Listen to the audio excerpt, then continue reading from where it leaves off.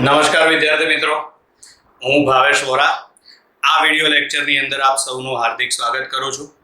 આપણે ધોરણ 11 chapter number 6 કાર્ય ઉર્જા અને પાવરમાં ગયા વિડિયો લેક્ચરની અંદર ગતિ ઉર્જા અને કાર્ય ઉર્જા પ્રમેયની માહિતી ભણી ગયા હતા.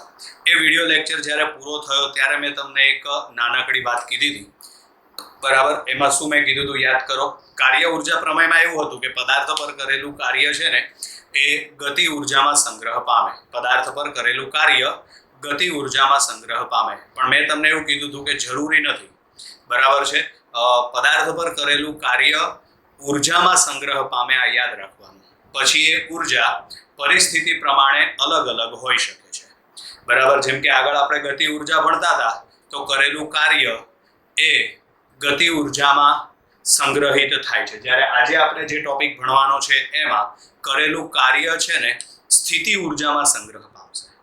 બરાબર છે, એટલે પરિસ્થિતિ પ્રમાણે અલગ અલગ હોઈ શકે, પણ યાદ રાખવાનું કાર્ય છે ને ઉર્જામાં સંગ્રહ પામે. પછી એ ગતિ ઉર્જા હોય અથવા તો સ્થિતિ ઉર્જા પણ હોઈ શકે. બરાબર, એટલે સૌથી પહેલા તો સ્થિતિ ઉર્જા એટલે શું અને ગુરુત્વીય સ્થિતિ ઉર્જા સમજાવો. તો સૌથી પહેલા સ્થિતિ ઉર્જાની વ્યાખ્યા, એની સમજૂતી માટે મેં એક નાની વ્યાખ્યા લખેલી છે. બરાબર, શું છે? પદાર્થની સ્થિતિ અથવા ગોઠવણીના આધારે તેમાં રહેલી કાર્ય કરવાની ક્ષમતાને સ્થિતિ ઉર્જા કહે છે. પદાર્થની સ્થિતિ અથવા ગોઠવણીના આધારે તેમાં રહેલી કાર્ય કરવાની ક્ષમતાને તેની સ્થિતિ ઉર્જા કહે છે. આ ખાલી નોર્મલ સ્થિતિ ઉર્જાની વ્યાખ્યા થઈ. બરાબર, પદાર્થની સ્થિતિ અથવા તો ગોઠવણીના આધારે તેમાં રહેલી કાર્ય કરવાની ક્ષમતાને સ્થિતિ ઉર્જા કહે છે. હવે છે ગુરુત્વાકર્ષી સ્થિતિ ઉર્જા.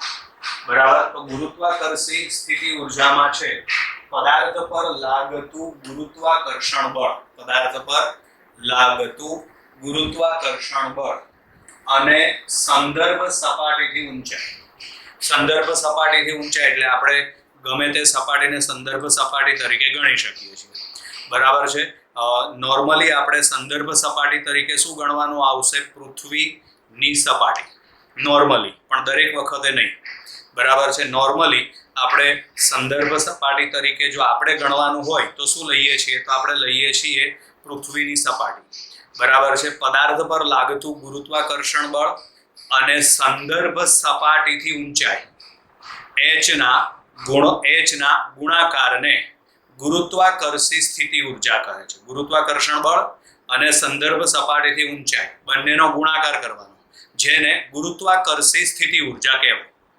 બરાબર, એટલે અહીં આગળ છે પદાર્થ પર લાગતું ગુરુત્વાકર્ષણ બળ અને સંદર્ભ સપાટીથી ઊંચાઈના ગુણાકારને ગુરુત્વાકર્ષી સ્થિતિ ઉર્જા કહે છે. શું કહેવામાં આવે છે એને? ગુરુત્વાકર્ષી સ્થિતિ ઉર્જા. ક્લિયર?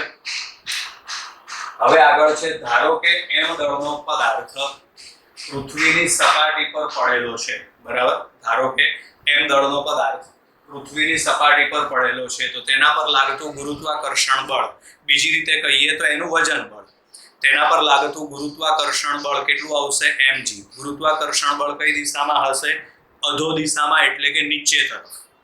બરાબર, એટલે આમાં છે ધારો કે m દળનો પદાર્થ પૃથ્વીની સપાટી પર પડેલો છે, તેના પર લાગતું ગુરુત્વાકર્ષણ બળ mg છે. આ ગુરુત્વાકર્ષણ બળની દિશા અધો દિશામાં, એટલે કે નીચે તરફ. બરાબર છે, હવે આ પદાર્થને પૃથ્વીની સપાટીથી h ઊંચાઈએ લઈ જવો છે. બરાબર, આ પદાર્થને પૃથ્વીની સપાટીથી h ઊંચાઈએ લઈ જવો છે. હવે ધ્યાન રાખજો, વજન બળ mg કઈ દિશામાં લાગે છે? અધો દિશામાં, એટલે કે નીચે તરફ. અને આપણે એને કઈ બાજુ લઈ જવો છે? ઉપર તરફ. બળ કઈ બાજુ લાગે છે? નીચે તરફ. અને સ્થાનાંતર એટલે કઈ બાજુ લઈ જવાનો છે? ને ઉપર. એટલે બંને પરસ્પર વિરુદ્ધ દિશામાં થઈ ગયા. પરિણામે બંને વચ્ચેનો ખૂણો કેટલો આવશે? 180 ડિગ્રી. બરાબર, પાઈ માપનો ખૂણો આવશે.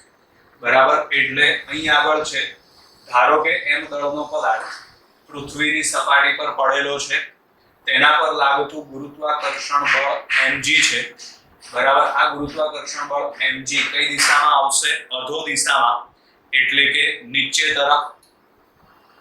આ પદાર્થને પૃથ્વીની સપાટીથી h ઊંચાઈ સુધી લઈ જવો છે. આ પદાર્થને પૃથ્વીની સપાટીથી h ઊંચાઈ સુધી લઈ જવો છે. બરાબર. લઈ જવો હોય તો તેના પર mg જેટલું બળ કઈ દિશામાં લગાડવું પડશે? ઉધ્વ દિશામાં. બરાબર. તો હવે કાર્ય શોધવા માટેનું સૂત્ર W બરાબર FD cos θ, જ્યાં ચેપ્ટરમાં આપણે શરૂઆતમાં આવી ગયું છે, જ્યાં F એટલે શું આવશે? બળ mg, d એટલે એની ઊંચાઈ, તેની ઊંચાઈ આવશે h, એટલે આ d ના બદલે h, cos θ ના બદલે શું આવશે? તો θ ના બદલે આવશે π, એટલે અહીંયા આગળ આવશે FD cos θ, f ના બદલે mg, d ના બદલે h, cos θ, θ ના બદલે શું આવશે? π. ચલો cos π ની કિંમત, તો cos π ની કિંમત આવશે -1, તો માટે W બરાબર શું આવે? તો W બરાબર આવશે -mgh. બરાબર. cos π ની કિંમત શું આવશે? -1, માટે W બરાબર શું આવશે? -mgh. આ કાર્યનું સૂત્ર મળ્યું. કાર્યના ઋણ મૂલ્યને તેની સ્થિતિ ઊર્જા કહેવાય. આનું ઋણ મૂલ્ય લેવાનું. આનું ઋણ મૂલ્ય લો એટલે ઓલરેડી આ માઈનસ તો છે જ, એનું ઋણ મૂલ્ય લો એટલે માઈનસ માઈનસ પ્લસ થઈ જાય. આને કહેવાય ગુરુત્વાકર્ષી સ્થિતિ ઊર્જા. બરાબર છે. આ કાર્ય પદાર્થમાં સ્થિતિ ઊર્જા સ્વરૂપે સંગ્રહ પામે છે. આ કાર્યના ઋણ મૂલ્યને ગુરુત્વીય સ્થિતિ ઊર્જા કહે છે. બરાબર. એટલે એનું ઋણ મૂલ્ય લો એટલે માઈનસ માઈનસ પ્લસ થઈ જશે. તો માટે V of h બરાબર શું આવશે? mgh. બરાબર. સ્થિતિ ઊર્જા એ અદિશ રાશિ છે, જેનો એકમ આવશે જૂલ. બરાબર. પારિમાણિક સૂત્ર આવશે m1l2 t-2. બરાબર. સ્થિતિ ઊર્જા એ અદિશ રાશિ, એનો એકમ આવશે જૂલ. પારિમાણિક સૂત્ર આવશે m1l2 t-2. બરાબર. હવે આગળ આપણે એક સંબંધ મેળવવા માટે, આ સ્થિતિ ઊર્જાનું સૂત્ર થઈ ગયું. હવે આગળનો એક સંબંધ મેળવવા માટે આપણે આ જે સમીકરણ છે ને એનું h ની સાપેક્ષમાં વિકલન કરી નાખો. બરાબર. આ સમીકરણનું તમે h ની સાપેક્ષમાં વિકલન કરી નાખો. ચલો h ની સાપેક્ષમાં વિકલન કરો એટલે d v of h upon dh બરાબર d upon dh. આમાં આવશે mgh, જેમાં mg અચળ છે એટલે વિકલનમાંથી બહાર નીકળે તો પાછળ બાકી વધે h. h નું વિકલન થઈ જશે 1, એટલે અહીં ખાલી બાકી વધશે mg. mg બરાબર શું લખાશે? બળ F, એટલે અહીં આગળ dv upon dh બરાબર શું આવશે? બળ F. અહીં બળ F એ કયું બળ છે? ગુરુત્વાકર્ષણ બળ. આ ગુરુત્વાકર્ષણ બળ કઈ દિશામાં લાગે છે? અધો દિશામાં, એટલે કે નીચે તરફ. પરિણામે એની દિશા પ્રમાણે વિચારીએ તો એને માઈનસ લેવું પડે, એને ઋણ લેવું પડે. પરિણામે અહીં આગળ છે જે અધો દિશામાં છે તેથી તેને ઋણ લેવામાં આવે છે. પરિણામે અહીં આગળ તમે -f લખો તો પણ ચાલે. બરાબર. હવે આગળ એક નાનકડી ગણતરી છે. ધારો કે કોઈ દડાને h ઊંચાઈ પરથી મુક્ત કરવામાં આવે છે. બરાબર છે. આ દડો જ્યારે જમીનને સ્પર્શે ત્યારે તેનો વેગ v છે.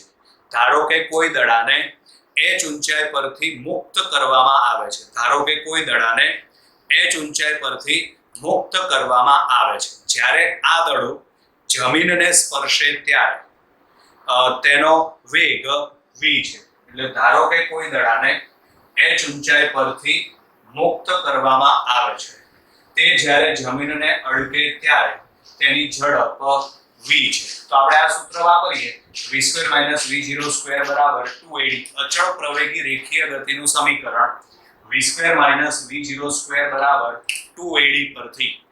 તો એમાં મુક્ત પતન છે એટલે એનો પ્રારંભિક વેગ કેટલો આવશે? 0, એટલે v0 ના બદલે 0, a ના બદલે શું આવશે? g, અને d ના બદલે શું આવશે? h. બરાબર. v0 એનો પ્રારંભિક વેગ છે, એના બરાબર 0, a બરાબર શું આવશે? g, અને d બરાબર શું આવશે? h.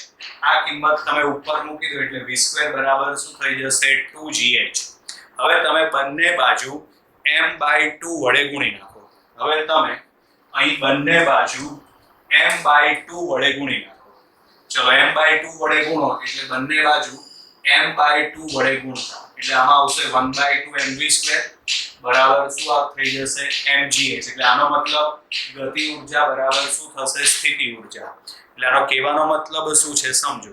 ધારો કે કોઈ પદાર્થ h ઊંચાઈએ રહેલો છે, એટલે આ પદાર્થ પાસે કઈ ઊર્જા હશે સ્થિતિ ઊર્જા. જ્યારે આને છોડવામાં આવે એટલે આ પદાર્થ ધીમે ધીમે નીચે આવશે બરાબર. જેમ જેમ નીચે આવે તેમ તેમ એની ગતિ ઊર્જા વધતી જાય, અને જ્યારે આ પદાર્થ જમીનને સ્પર્શે ત્યારે એની સ્થિતિ ઊર્જાનો રૂપાંતરણ છે ને એ ગતિ ઊર્જામાં થઈ જાય છે બરાબર. પદાર્થ h ઊંચાઈએ રહેલો છે, આપણે એને સ્થિર પકડેલો છે. આ વખતે તેની પાસે કઈ ઊર્જા હશે સ્થિતિ ઊર્જા mgh. એને છોડી દઈએ એટલે એ પદાર્થ નીચે આવશે. જેમ જેમ નીચે આવે તેમ તેમ તેના વેગમાં શું થતો જાય વધારો. પરિણામે એવું કહી શકાય કે સ્થિતિ ઊર્જાનું રૂપાંતરણ શેમાં થાય છે ગતિ ઊર્જામાં. અને જ્યારે પદાર્થ જમીન પર આવી જાય, જ્યારે પદાર્થ જમીનને સ્પર્શે ત્યારે તેની સ્થિતિ ઊર્જાનું રૂપાંતરણ શેમાં થઈ જાય છે, તો સ્થિતિ ઊર્જાનું રૂપાંતરણ ગતિ ઊર્જામાં થઈ જાય છે બરાબર. એટલે અહીં આગળ આવશે આમ મુક્ત પતન પામતા પદાર્થની સ્થિતિ ઊર્જાનું રૂપાંતરણ ગતિ ઊર્જામાં થાય છે. હવે આગળ છે સંરક્ષી બળ અને સંરક્ષી બળ ક્ષેત્ર. શું આવશે સંરક્ષી બળ અને સંરક્ષી બળ ક્ષેત્ર. તો સંરક્ષી બળ કોને કહેવાય, તો યાદ રાખવાનું કાર્ય, પદાર્થ પર કરેલું કાર્ય છે ને એ માર્ગ ઉપર આધાર ન રાખે, પણ માત્ર એની પ્રારંભિક અવસ્થા અને અંતિમ અવસ્થા પર જ આધાર રાખે બરાબર છે. તેને કહેવામાં આવે સંરક્ષી બળ, અને આવા ક્ષેત્રને શું કહેવાય સંરક્ષી બળ ક્ષેત્ર બરાબર.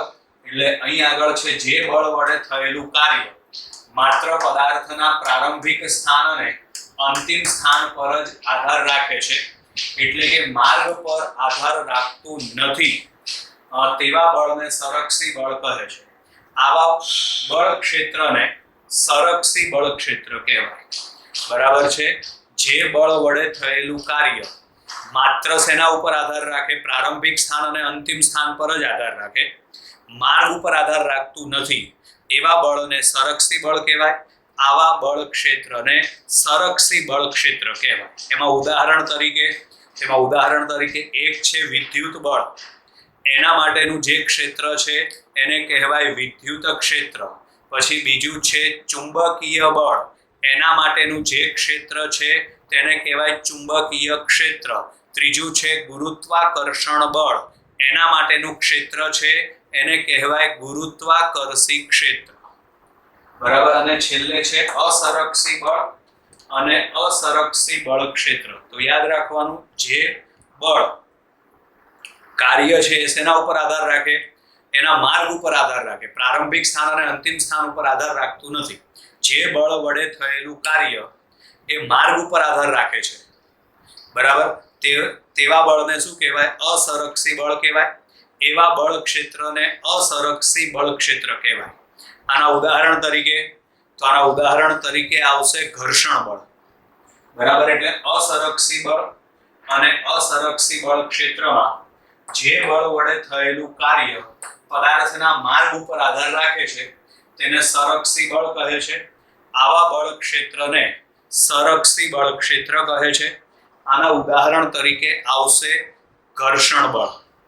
ક્લિયર વિદ્યાર્થી મિત્રો? તો આ આપણી સ્થિતિ ઊર્જાની માહિતી પૂરી થઈ. એકદમ નાનકડો ટોપિક છે, બહુ સહેલો ટોપિક છે. હવે આગળ આવશે આપણે યાંત્રિક ઊર્જા સંરક્ષણનો નિયમ. Bye bye.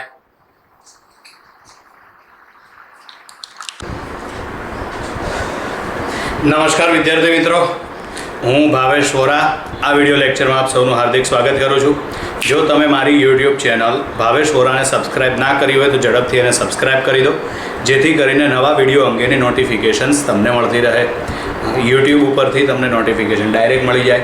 ફાયદો તો કે વોટ્સઅપ ઉપરથી લિંક મળે ના મળે, પણ જેવો વિડીયો અપલોડ થાય તરત જ તમને યુટ્યુબ તરફથી નોટિફિકેશન મળી જાય બરાબર છે. આપણે ગયા વિડીયો લેક્ચરની અંદર સ્થિતિ ઊર્જાની માહિતી આપણે ભણ્યા હતા બરાબર છે. હવે આપણે ભણવાના છે યાંત્રિક ઊર્જા સંરક્ષણનો નિયમ બરાબર. એટલે આમાં છે યાંત્રિક ઉર્જા સંરક્ષણનો નિયમ સમજાવો.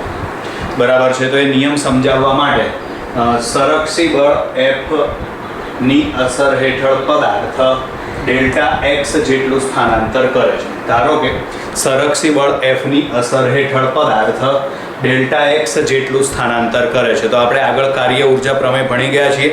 બરાબર. આ કાર્ય ઉર્જા પ્રમેય અનુસાર W બરાબર શું લખાશે? ડેલ્ટા કે. અહીં તમારા માટે એક સમીકરણ હજી વધારાનું લખી નાખીએ તો ડેલ્ટા કે બરાબર શું લખાશે? W. કાર્ય ઉર્જા પ્રમેય અનુસાર ડેલ્ટા કે બરાબર W, જ્યાં W એટલે શું છે? કાર્ય. તો કાર્ય માટે શું આવશે? બળ ગુણ્યા સ્થાનાંતર. એટલે અહીંયા આગળ આવશે બળ F અને સ્થાનાંતર આવશે ડેલ્ટા એક્સ. બળ F અને સ્થાનાંતર આવશે ડેલ્ટા એક્સ. સમીકરણ નંબર 1. ક્લિયર? હવે આગળ છે સંરક્ષી બળ માટે સ્થિતિ ઉર્જાની વ્યાખ્યા અનુસાર. એ પણ આપણે આગળના વિડીયોમાં આવી ગયું. તો સ્થિતિ ઉર્જાની વ્યાખ્યા અનુસાર ડેલ્ટા V બરાબર શું લખાશે? -F into delta x. કારણ કે વ્યાખ્યામાં આપણે લખ્યું હતું કે સ્થિતિ ઉર્જા એ કાર્યના ઋણ મૂલ્ય બરાબર હોય છે. તો અહીં કાર્ય શોધવા માટે બળ ગુણ્યા સ્થાનાંતર. તો અહીંયા આગળ બળ છે F અને સ્થાનાંતર છે ડેલ્ટા એક્સ. તો માટે કાર્યનું ઋણ મૂલ્ય એટલે -F ઇન્ટુ ડેલ્ટા એક્સ થશે. હવે તમે સમીકરણ 1 અને 2 ને સરખાવો. બરાબર. કારણ કે સમીકરણ 1 અને 2માં જમણી બાજુમાં F ડેલ્ટા એક્સ બંનેમાં સરખા છે. પરિણામે ડેલ્ટા કે બરાબર શું લખાશે? -Delta V. 1 અને 2માં અહીંયા આગળ જમણી બાજુમાં F ડેલ્ટા એક્સ આ બંને સરખા છે. પરિણામે સમીકરણ 1 અને 2 પરથી ડેલ્ટા કે બરાબર શું લખાશે? -ડેલ્ટા V લખાશે. ચલો આ ડેલ્ટા V ને તમે સામેની બાજુએ લઈ જાઓ તો એ માઇનસ છે તો શું થશે? પ્લસ. તો માટે ડેલ્ટા કે પ્લસ ડેલ્ટા V બરાબર શું આવશે? 0. બરાબર. તો માટે ડેલ્ટા કૌંસમાં કે પ્લસ V બરાબર 0. આનો મતલબ કે ગતિ ઉર્જા અને સ્થિતિ ઉર્જાના સરવાળાનો ફેરફાર શૂન્ય છે. બરાબર. ગતિ ઉર્જા અને સ્થિતિ ઉર્જાના સરવાળાનો ફેરફાર શૂન્ય છે. એટલે એનો મતલબ કે ગતિ ઉર્જા અને સ્થિતિ ઉર્જાનો જે સરવાળો છે એમાં કોઈ ફેરફાર થતો નથી.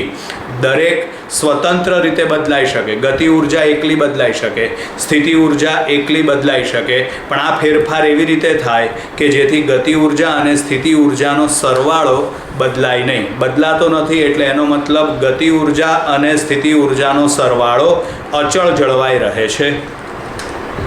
એટલે આ ગતિ ઉર્જા અને સ્થિતિ ઉર્જાના ફેરફારનો સરવાળો શૂન્ય છે. ગતિ ઉર્જા અને સ્થિતિ ઉર્જાના ફેરફારનો સરવાળો શૂન્ય છે. એટલે કે ગતિ ઉર્જા અને સ્થિતિ ઉર્જાના સરવાળો અચળ જળવાઈ રહે છે. એટલે કે ગતિ ઉર્જા અને સ્થિતિ ઉર્જાના સરવાળામાં કોઈ ફેરફાર થતો નથી. એટલે કે ગતિ ઉર્જા અને સ્થિતિ ઉર્જાનો સરવાળો અચળ જળવાઈ રહે છે, એમાં કોઈ ફેરફાર થતો નથી. બરાબર. એટલે અહીં લખી શકાશે કે પ્લસ V બરાબર અચળ. ગતિ ઉર્જા વત્તા સ્થિતિ ઉર્જા બરાબર અચળ. બરાબર. કે પ્લસ V બરાબર અચળ.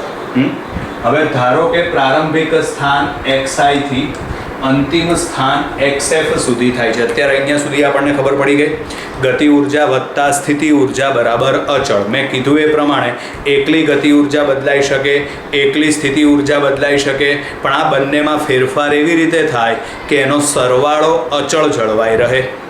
બરાબર. હવે આપણે એના માટે આગળ ભણવાનું છે.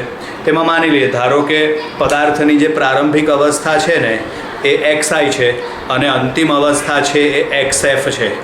બરાબર. એટલે ધારો કે પ્રારંભિક સ્થાન xi થી અંતિમ સ્થાન xf સુધી જાય છે. થાય છે નહીં પણ અહીંયા આગળ શું આવશે? જાય છે.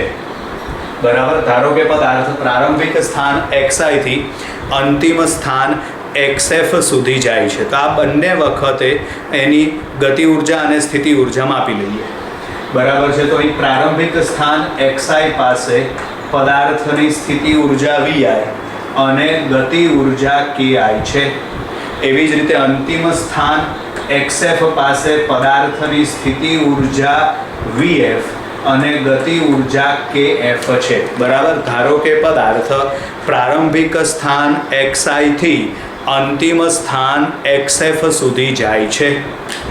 આ બંને વખતે એટલે કે પ્રારંભિક સ્થાન અને અંતિમ સ્થાન આ બંને વખતે આપણે એની ગતિ ઉર્જા અને સ્થિતિ ઉર્જા માપી લઈએ. એટલે અહીંયા આગળ પદાર્થ પ્રારંભિક સ્થાન XI પાસે પદાર્થની સ્થિતિ ઉર્જા VI અને ગતિ ઉર્જા KI છે. એવી જ રીતે અંતિમ સ્થાન XF પાસે પદાર્થની સ્થિતિ ઉર્જા VF અને ગતિ ઉર્જા KF છે. બરાબર. પ્રારંભિક સ્થાનમાં ગતિ ઉર્જા અને સ્થિતિ ઉર્જાનો સરવાળો. પ્રારંભિક સ્થાન એટલે XI. આ વખતે ગતિ ઉર્જા અને સ્થિતિ ઉર્જાનો સરવાળો એટલે KI પ્લસ VI. ઉપર લખ્યું એ પ્રમાણે K પ્લસ V બરાબર અચળ એટલે અહીં KI પ્લસ VI બરાબર અચળ આવે.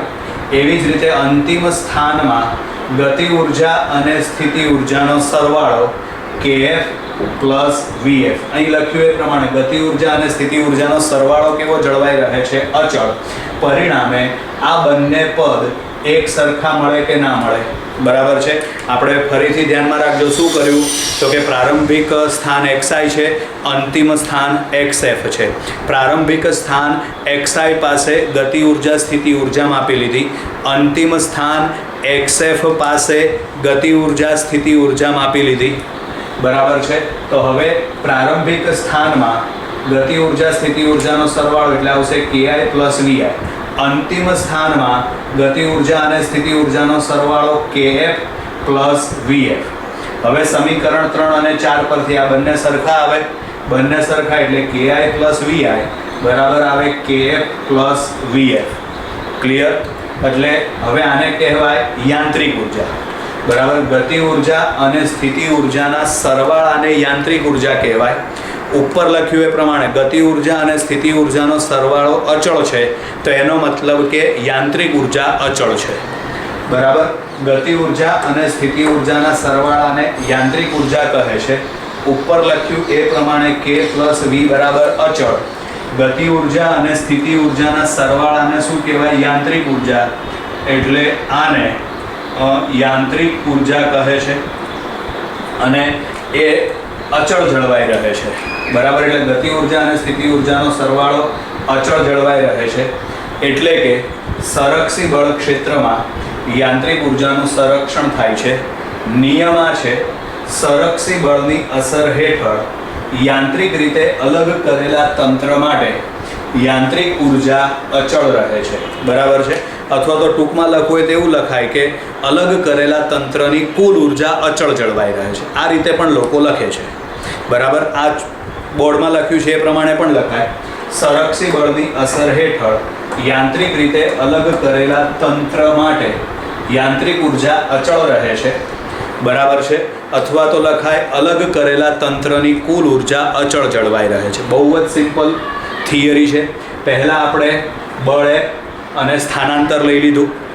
બળ F અને સ્થાનાંતર લઈ લીધું. એના ઉપરથી ડેલ્ટા K પછી ડેલ્ટા V બંને સરખા આવશે એટલે બંનેને સરખાવી દો.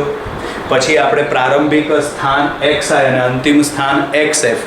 પછી પ્રારંભિક સ્થાન XI પાસે ગતિ ઉર્જા સ્થિતિ ઉર્જા અને અંતિમ સ્થાન XF પાસે ગતિ ઉર્જા સ્થિતિ ઉર્જા આપણે માપી લીધા. પછી એનો સરવાળો કરી નાખ્યો. ઉપર લખ્યું એ પ્રમાણે એનો સરવાળો અચળ છે એટલે કે આ બંને પદ સરખા મળે. આને શું કહેવાય? તો એને યાંત્રિક ઉર્જા કહેવાય. બરાબર. ગતિ ઉર્જા વત્તા સ્થિતિ ઉર્જાના સરવાળાને યાંત્રિક ઉર્જા કહેવાય. ઉપર લખ્યું એ પ્રમાણે K પ્લસ V બરાબર અચળ. બરાબર. એટલે આને તો યાંત્રિક ઉર્જા કહેવાય. તેનો મતલબ યાંત્રિક ઉર્જા અચળ. બરાબર. એના ઉપરથી છેલ્લે નિયમ લખી નાખવાનું. બહુ સિમ્પલ થિયરી છે. બરાબર. સંરક્ષી બળની અસર હેઠળ યાંત્રિક રીતે અલગ કરેલા તંત્ર માટે યાંત્રિક ઉર્જા અચળ જળવાઈ રહે છે. બરાબર. હવે યાંત્રિક ઉર્જા સંરક્ષણ જ છે પણ એમાં h ઊંચાઈ પરથી મુક્ત પતન પામતા પદાર્થ માટે ગણતરી કરવાની છે. યાંત્રિક ઉર્જાનું સંરક્ષણ દડાના ઉદાહરણ પરથી સમજાવે. બરાબર છે. તો અહીંયા આગળ m દળના દડાને h ઊંચાઈ પરથી મુક્ત કરવામાં આવે છે. બરાબર છે. m દળના દડાને આ h ઊંચાઈ છે ત્યાંથી મુક્ત કરવામાં આવે છે. મુક્ત કરો એટલે આ એનો વેગ 0 થશે.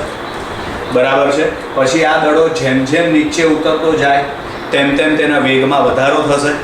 જ્યારે દડો જમીન પર અથડાય ત્યારે તેનો વેગ vf છે.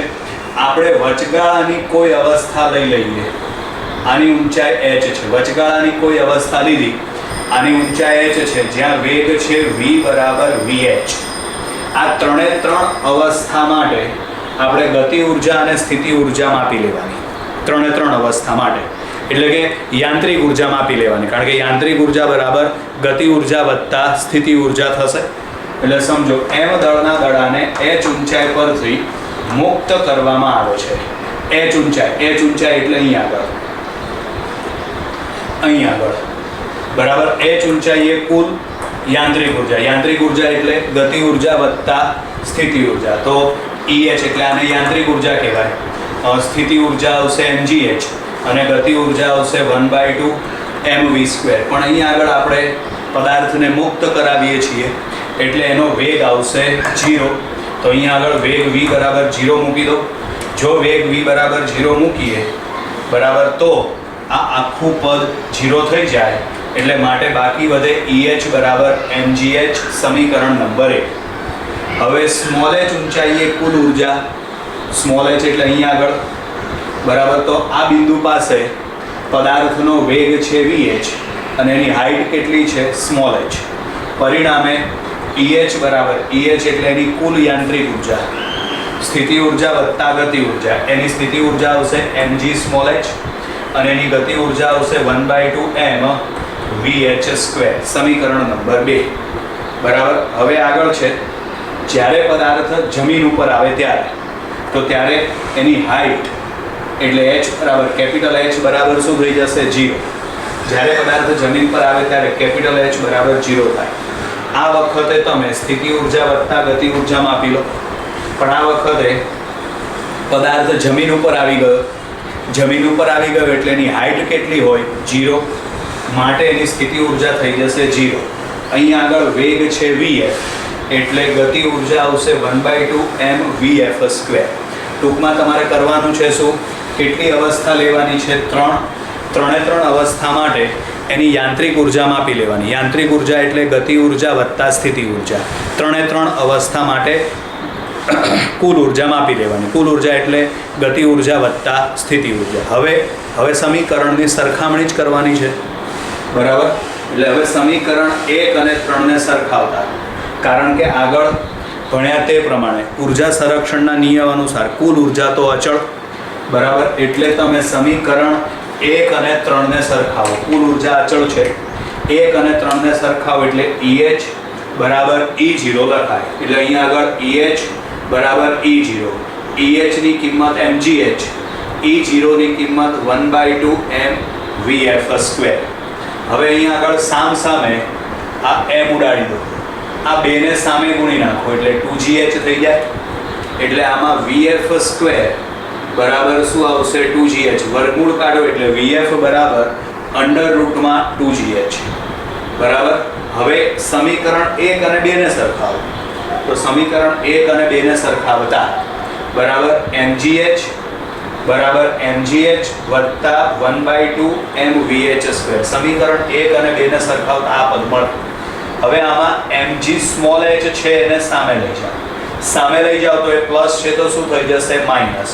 એમાંથી mg કોમન નીકળે એટલે અહીં કેપિટલ H. આ પદ સામે ગયું, એમાંથી સ્મોલ h બાકી વધે બરાબર 1/2 m vh² એમ સામે તમે m ઉડાડી દો. આ જે બે છેદમાં છે એને સામે ગુણી નાખો એટલે vh² બરાબર 2g, કૌંસમાં આવશે capital H minus small h. વર્ગમૂળ કાઢો એટલે v ઓફ h બરાબર વર્ગમૂળમાં 2g capital H minus small h. એટલે આ આપણને વેગ મળી ગયો બરાબર.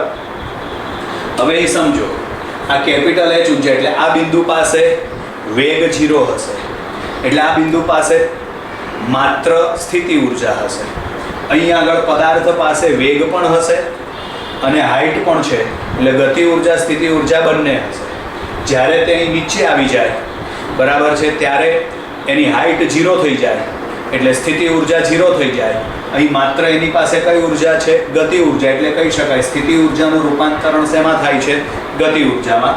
એટલે અહીં છે h ઊંચાઈએ પદાર્થ પાસે માત્ર સ્થિતિ ઉર્જા હોય છે, સ્મોલ h ઊંચાઈએ પદાર્થ પાસે ગતિ ઉર્જા અને સ્થિતિ ઉર્જા બંને હોય છે. જ્યારે જમીન પર આવે ત્યારે સંપૂર્ણ સ્થિતિ ઉર્જાનું રૂપાંતરણ ગતિ ઉર્જામાં થઈ જાય છે. એટલે કે આમ મુક્ત પતન પામતા પદાર્થમાં યાંત્રિક ઉર્જાનું સંરક્ષણ થાય છે. બરાબર. એટલે આ એકદમ ઇઝી થિયરી, બહુ જ સિમ્પલ, પરીક્ષામાં પૂછી શકાય એવી થિયરી છે. એટલે આમ ધ્યાનથી તમે તૈયાર કરજો. બરાબર. અહીં આગળ આપણે યાંત્રિક ઉર્જા સંરક્ષણના નિયમવાળી થિયરી પૂરી કરીએ છીએ.